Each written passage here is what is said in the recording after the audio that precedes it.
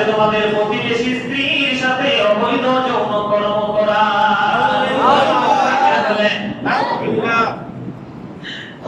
কথা বলেন ঠিক কিনা? আমাদের সমাজে কিছু আছে না মুরব্বী? আছে। কোথাও দেখবেন আরেকজনের বউ দেখতেছে, কি গো তোমরা বাড়ি কই? এরকম অনেক আছে না? আছে।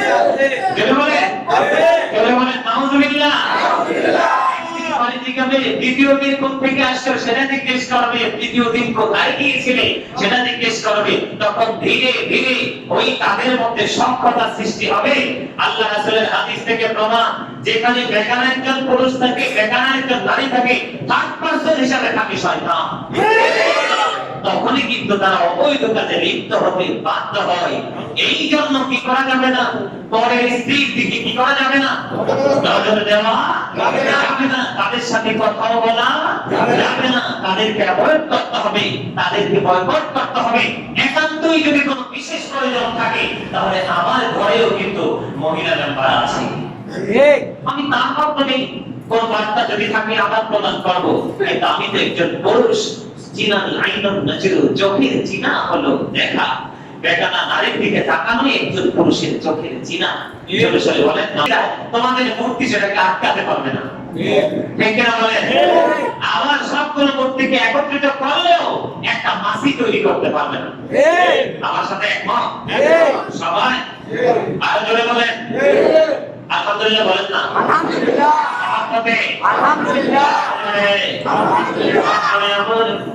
আল্লাহ বলেন কত সুন্দর করে বলেছেন, ওয়ান্নাহু তাআলা ওয়া মা আরসালনাকা মিন ক্বাবলিকা মির রাসূলিন ইল্লা নূহি ইলাইহি আন্নাহু লা ইলাহা ইল্লা আনা ফা'বুদুন।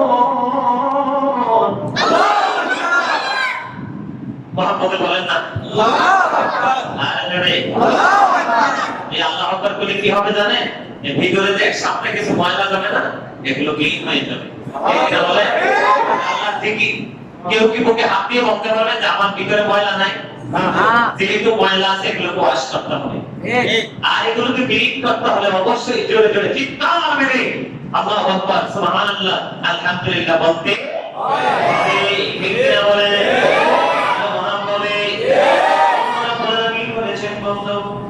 আপনার পূর্বে যত নবী রাসূল প্রেরণ করেছি, তাদের কাছে আমি আল্লাহ ওহী পাঠিয়েছি। সুবহানাল্লাহ। ওহী বুঝেন নাই? বুঝেন? আলহামদুলিল্লাহ বলেন। আলহামদুলিল্লাহ। সেই ওহীর মধ্যে প্রথম কাজটা ছিল কি জানেন? আন্নাহু লা ইলাহা ইল্লা আনা।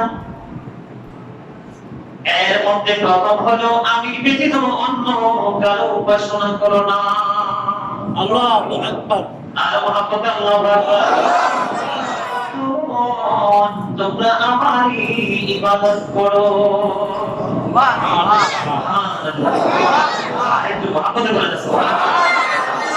আল্লাহ আমাদেরকে এত আদর করে সৃষ্টি করেছেন। আল্লাহ created the mind fi ayyi suratin ma sha'a rabbuka। আল্লাহর মন মতো করে আমাদেরকে গঠন করেছেন, যেমনি তেমনি কিন্তু খুব আদর করে আমাদেরকে শিখিয়ে দিয়েছেন, তোমরা আমার সাথে কাউকে শরীক করিও না। তোমরা আমার ইবাদত করো। ঠিক কিনা বলেন? আর জানেন এটা কি বান্দার জন্য নিয়ামত না? আমি মনে করি অবর্ণনীয় নিয়ামত ইমানদারের জন্য। ঠিক না? এবার আসেন, আপনাদের সকলের পরিচিত একটা সূরা, ছোট্ট একটা সূরা, সূরা ইখলাস। বিসমিল্লাহর সাথে তিনবার পড়লে একটা কোরআন খতমের সওয়াব হয়ে যায়।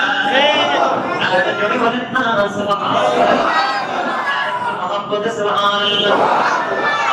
তো সূরা ইখলাসের মধ্যে আল্লাহ সম্পর্কে আল্লাহ কি বলেছে দেখেন, ক্বালা তাআলা কুল আল্লাহু আহাদ। আল্লাহু আকবার। আল্লাহ এক। আল্লাহ কি এক? এক। আল্লাহ ইজ ওয়ান। আল্লাহ এক, লা শরীক। আল্লাহর সাথে কোনো শরীক নেই। আল্লাহ আহাদ। কথা বলেন ঠিক কি না? ঠিক। এর পরের আয়াত দেখেন, আল্লাহুস সামাদ। আর জোরে বলেন না আল্লাহু আকবার। আল্লাহু আকবার। তিনি কি না? তিনি কারো অপেক্ষা না। Allah is dependent on anyone. Allah তাআলা মুখাপেক্ষী নয়। নন। লাম ইয়ালিদ ওয়া লাম ইউলাদ, আল্লাহু আকবার। তিনি কাউকে জন্ম দেয়নি, he didn't give birth, তিনি কাউকে জন্ম দেয়নি, he didn't get birth, তিনি কারো থেকে জন্ম নেয়নি। চলে সবাই বলেন সুবহানাল্লাহ। লাম ইয়ালিদ ওয়া লাম ইউলাদ, মুহাম্মাদে আল্লাহু আকবার। there is no one in Allah, তার সমকক্ষেও কেউ নেই। এইরকম একজন স্রষ্টার সৃষ্টি আমরা, আমাদের চাইতে দামি আর কেউ হতে পারে না। আল্লাহ বলেছেন আল্লাহ এক, তিনি কার মুখাপেক্ষী নন, তিনি কার কাউকে জন্ম দেননি, আবার উনি কার থেকে জন্ম নেয়নি। আল্লাহ সমকক্ষেও কেউ নেই। জোরে সরে বলেন না সুবহানাল্লাহ। এত শব্দ আল্লাহ রাব্বুল আলামিনের খবর দেওয়ার পরেও যদি কেউ মূর্তি পূজকের কাছে যায়, তাহলে তার মতো হতভাগা কেউই বন্ধুরে আমার, আপনাদেরকে আজকে একটা বুদ্ধি শেখাই, হাদিস শরীফের কথা শুনবেন। অনেক বেশি যখন রোদ্রের তীব্রতা থাকে, মানে রোদ্রের তাপ থাকে পাকা রাস্তায়, আমি ওই দিন প্রোগ্রাম থেকে আসার সময় আমার ড্রাইভারকে বলেছিলাম, তুমি সামনের দিকে নজর দাও, নজর দিয়ে দেখো মনে হয় যেন ওই দূরে পানি থই থই করছে, কিন্তু যতই আসি ততই দেখি নাই। ঠিক কিনা বলে? বেঈমান কাফির মুশরিকদের কর্মগুলো হলো এরকম। মরুভূমির মধ্যে তারা দেখবে উত্তপ্রোত্রের অনেক তীব্রতার মধ্যে দূরে দেখা যাবে পানি দেখা যায়, যাইয়া দেখবে কিছুই না। ঠিক বেঈমান কাফির মুশরিক যারা, তাদের জীবনের কর্মগুলো এমন, কাজের শেষে যাইয়া দেখবে জিরো। ঠিক কিনা বলেন? আমার কথাটা মনে রেখি, নেক্সট টাইম যদি কেউ আপনাদের এইরকম কোন পরিবেশের মুখোমুখি হন, তখন আপনারা কি করবেন? আপনারা ওইদিকে নজর দিবেন, চাইয়া দেখবেন ওখানে কোনো কি নাই, পানি নাই। ওই যে একটু আগে বললাম, মূর্তিটি সবগুলো একত্রিত হলে একটা মাছি তৈরি করতে পারবে না, এবং এখান থেকে কিছু নিয়ে গেলে আটকাতেও পারবে না। একটা ছোট্ট মাছির ক্ষমতাও তার মধ্যে নাই। এই দেশের মানুষ বেঈমান কাফের মুশরিকরা কিভাবে এই মূর্তির কাছে গিয়ে সিজদা দিয়ে পড়ে থাকে সেটা বুঝে আসে না। ঠিক কিনা বলেন? তারা কিন্তু ইমানদারদের প্রকাশ্য দুশমন। ইন্নাল কাফিরিনা কানু লাকুম আদুওয়াম মুবিনা, বিধর্মীরা হচ্ছে মুসলমানের কি প্রকাশ্য দুশমন। এটার মধ্যে বিন্দু পরিমাণ কোন সন্দেহ নাই। ঠিক কিনা বলেন? আল্লাহর কাছে সবচেয়ে অপছন্দের কাজ করতে জানার দরকার আছে কি? আছে। জানবেন কি? কথা বলেন। আল্লাহ রাব্বুল আলামিনের কাছে আব্দুল্লাহ ইবনে আব্বাস রাদিয়াল্লাহু তাআলা আনহু থেকে হাদিসটা বর্ণিত, আমি রাসূল সাল্লাল্লাহু আলাইহি ওয়াসাল্লামের খেদমতে আরজ করলাম, কোন অপরাধ আল্লাহর নিকট সবচেয়ে বড়? তখন আল্লাহ রাব্বুল আলামিন জানিয়ে দিয়েছেন, আল্লাহর হাবিব সঙ্গে সঙ্গে জানিয়ে দিয়েছেন, আল্লাহর সাথে কাউকে শরীক করা। যারা মূর্তি পূজা করে তারা নিঃসন্দেহে কি করে? কথা বলা যায় আল্লাহর সাথে শরীক করে। তারা কিন্তু তাই মূর্তিকে তারা কি করে? ভগবান মনে করে, দেবতা মনে করে। ঠিক কিনা বলে? ওইটা মনে করেই কিন্তু যায়, আর তার পাশাপাশি ওখান থেকে প্রসাদ খাইতে মুসলমানও যায়। আমার যে আসতে ইচ্ছা করে, বুঝছেন সেক্রেটারি সাহেব, যখন মাতৃভান্ডারের সামনে দিয়ে যায়, মুসলমানের সিরিয়াল দেখে আমি কই একদিনও কি পেটটা পোস্টাও দেয় না? এবার আপনারা এটা ভালোভাবে নেন আর খারাপ ভাবে নেন, তাদের হাত পা চোখ কান সব কাটা। আমার যারা স্টুডেন্ট লাইফে আমার সবচেয়ে পছন্দের খাবার ছিল মিষ্টি। মিষ্টি বেজে শেষ, ভাত টাত লাগবে না, আমার মিষ্টি দিয়ে চলবে। যখন থেকে ধীরে ধীরে আল্লাহ রাব্বুল আলামিনের এই পথে হাঁটতে হাঁটতে যখন এই পর্যন্ত আসছি, এখন মিষ্টি দেখলে বমি আসে, কারণ এগুলো উৎপাদন করে বিধর্মীরা। যারা এটা প্রস্তাব করে পানি খরচ করে না, পায়খানা করে টিস্যু ইউজ করে না, ভালো করে ইউজ করে না। মুসলমান যারা, তারাও যদি ভালোভাবে আপনার পায়খানা করার পরে টিস্যু ইউজ না করে, মহিলাদের পুরুষ বলেন, তাদের বাম হাতটা ভালো করে নজর দিয়ে দেখবেন, ময়লার গন্ধ পাওয়া যায়। কথা বলেন না কেন? আর যারা কন্টিনিউ অপবিত্র অবস্থায় থাকে, তাদের কোনো ওজ নাই, খোঁজ নাই, সকাল নাই, রোপণ নাই, তাদের হাতের বোনা মুসলমানের জিহ্বা এত টেস্টি হয় কিভাবে সেটা আমার জানা নাই। কথা বলেন ঠিক কিনা? কথা বলেন ঠিক কিনা? আমার সাথে ঠিক করলে তো সমস্যা, ওয়াজ বুঝলেই কিন্তু সমস্যা। যতক্ষণ না বোঝার ভাগ করে থাকতে পারবেন ততক্ষণে ভালো। কেউ জিজ্ঞেস করলে ভাই হুজুরে কি কইছে আমি তো বুঝিই নাই, কি আমল করবো? ঠিক কিনা বলেন? কথা বলেন ঠিক কিনা? ওয়াজ বুঝতে হবে, ওয়াজ শিখতে হবে। কথা বলেন ঠিক কিনা? আরেকটা ভয়ঙ্কর কথা 2 নম্বরে প্রশ্ন করলাম, তারপরে কোনটা?